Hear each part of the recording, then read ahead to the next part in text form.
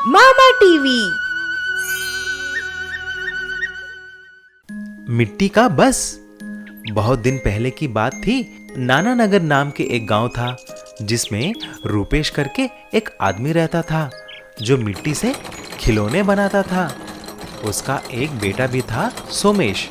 सोमेश पढ़ाई खत्म करके गांव में ही रहने लगा, लेकिन नौकरी कुछ नहीं करता था। एक दिन सोमेश ने अपने पापा रूपेश के पास आया और ऐसा पूछा, पिताजी, आप तो बहुत अच्छी तरह मिट्टी के खिलौने बनाते हैं। सब लोग बोलते हैं कि आपकी बनाए हुए सब कुछ बहुत मजबूत होता है। वो कैसा? बेटा सोमेश, मैं अपनी मिट्टी में फेविकॉल डाल देता हूँ, यही मेरी सीक्रेट है। और हाँ, ये सब छोड़ो, आपने डिग्री खत्म किया है, कुछ काम करने की इरादा है कि नहीं? तुम एक काम करो, मेरा एक दोस्त है अखिल यादव, उसका ट्रांसपोर्ट का बिजनेस है, तुम उसके पास जाओ, वह कुछ ना कुछ काम दे देगा। अखिल यादव के पास बहुत सारे बस थे, उसका बहुत बड़ा धंधा था। जब सोमेश वहां पर गया, अखिल जी, मेरा नाम सोमेश है और मैं रूपेश का बेटा हूँ। अच्छा, ठीक है। तुम क्या कर सकते हो? तुमको ड्राइविंग आती ही कि नहीं? मैं कुछ भी करने के लिए तैयार हूँ सर। अच्छा, तो ठीक है।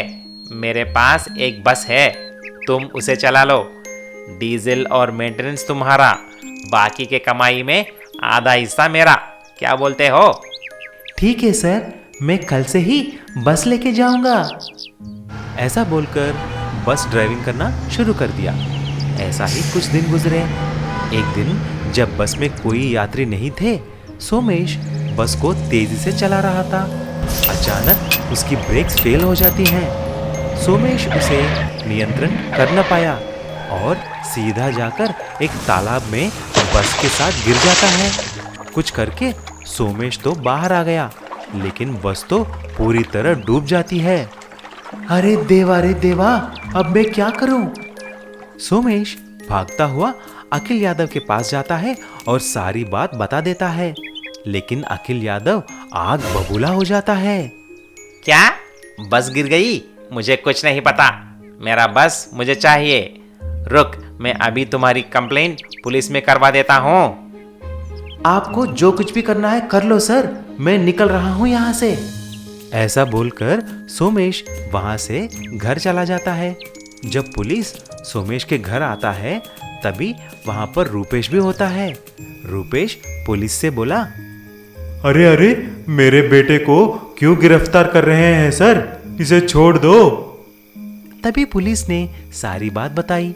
फिर रूपेश ने बोला, इंस्पेक्टर साहब, मुझे एक दिन की वक्त दीजिए, मैं अखिल यादव जी को नया बस लाके देता हूँ। ऐसा बोलकर रूपेश और सोमेश ने मिलकर मिट्टी से एक मजबूत बस बना देते हैं और नई बस की तरह उसे पेंट भी डाल देते हैं। पुलिस को बुलाकर उस बस को अखिल यादव को देते हैं और अखिल उस बस को लेके चला जाता है।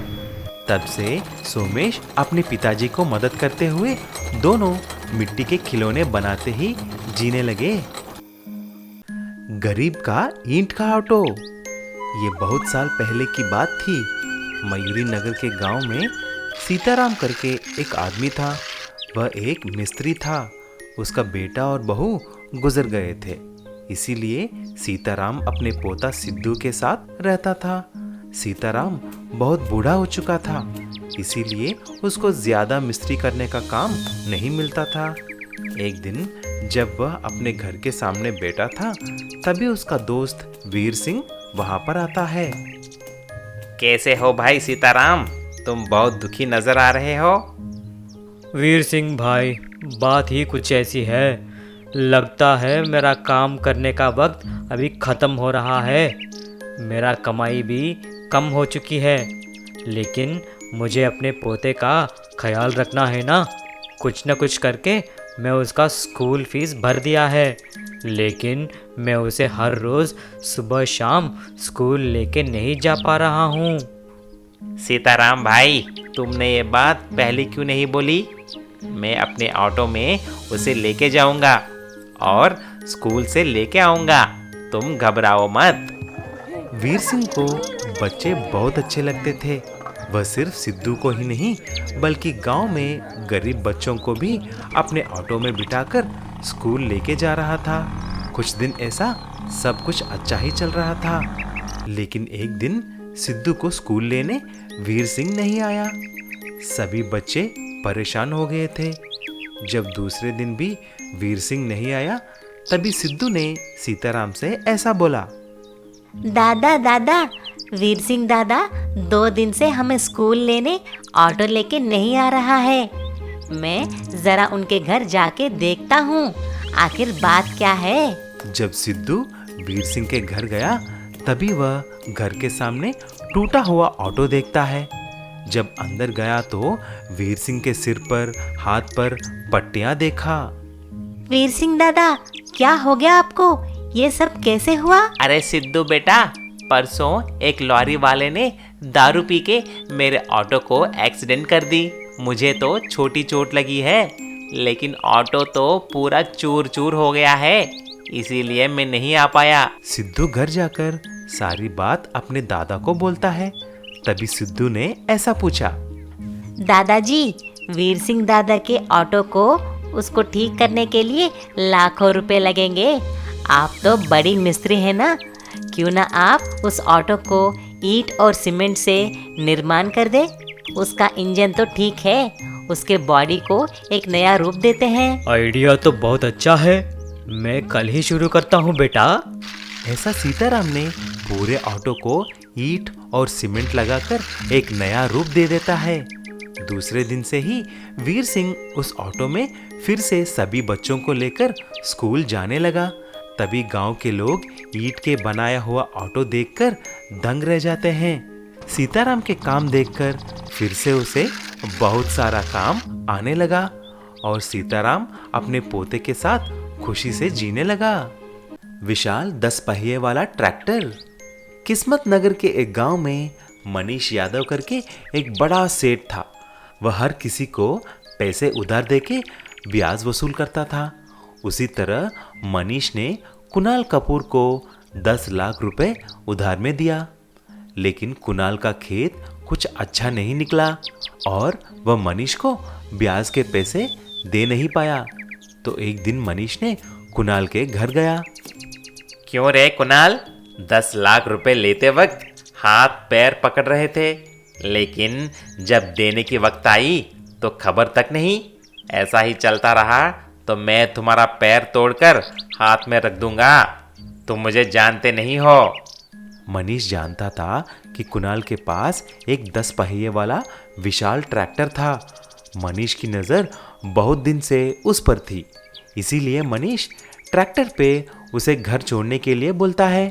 तभी कुणाल ने, जरूर सेठ जी, संभाल के चढ़िए। जब कुणाल सेठ जी को घर छोड़ा, तभी कुणाल ने ऐसा बोला। सेठ जी, मैं आपका 10 लाख रुपए 1-2 दिन में दे दूंगा। अच्छा, 2 दिन में दे देगा तो ठीक है, तब तक तुम्हारी 10 पहिया वाला ट्रैक्टर मेरे पास ही रहेगा। क्या बोलते हो? ऐसा बोलकर ट्रैक्टर का चाबी छीन लेता है। कुणाल कुछ कर नहीं सका और घर लौट के चला गया। ये देखकर उसकी पत्नी ऐसा बोली। अरे, आपका ट्रैक्टर किधर है? अरे क्या करूं प्यारी, ये सेठ ने मेरे ट्रैक्टर को छीन लिया है। ऐसे कैसे होगा? उसको तो सबक सिखाना ही है।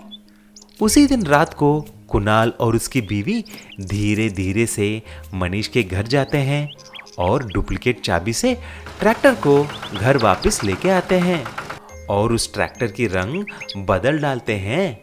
अगले दिन सुबह जब सेठ मनीष ने देखा तो ट्रैक्टर उसके घर के सामने नहीं था। तभी वह घबरा गया।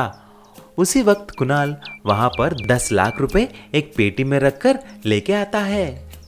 अरे सेठ जी, जैसे मैंने बोला, ये लीजिए आपके 10 लाख। मैंने ये पैसे मेरी बीवी के गहने बेचकर लाया हूँ। अब मुझे मेरे ट्रैक्टर वापस कर दो ना। अरे अरे कुणाल, इतनी जल्दी भी क्या थी? और तुम्हारा ट्रैक्टर है, लेकिन अभी खेत गई है, शाम को वापस आएगी, तभी आके लेके जाना। अच्छा सेठ जी, तो ठीक है। ऐसा बोलकर कुणाल चला गया और शाम को फिर से पैसे लेके आया, लेकिन वहां पर तो ट्रैक्टर नहीं था। तभी कुणाल गांव के सरपंच और सारे लोगों को बुलाता है। अरे भाई लोग, ये देखिए, मेरा ट्रैक्टर को सेठ मनीष ने जब्त कर लिया है, लेकिन अभी बोल रहा है कि ट्रैक्टर चोरी हो गई है। मेरा ट्रैक्टर 20 लाख की है, अब मैं क्या करूं?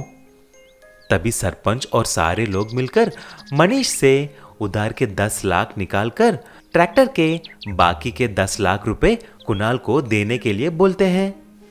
और अपने आप को बचाने के लिए सेठ मनीष कुणाल को 10 लाख रुपए देता है।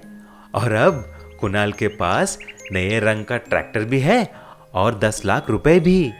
और अब मनीष को अपने घमंड का कीमत पता चल गया है।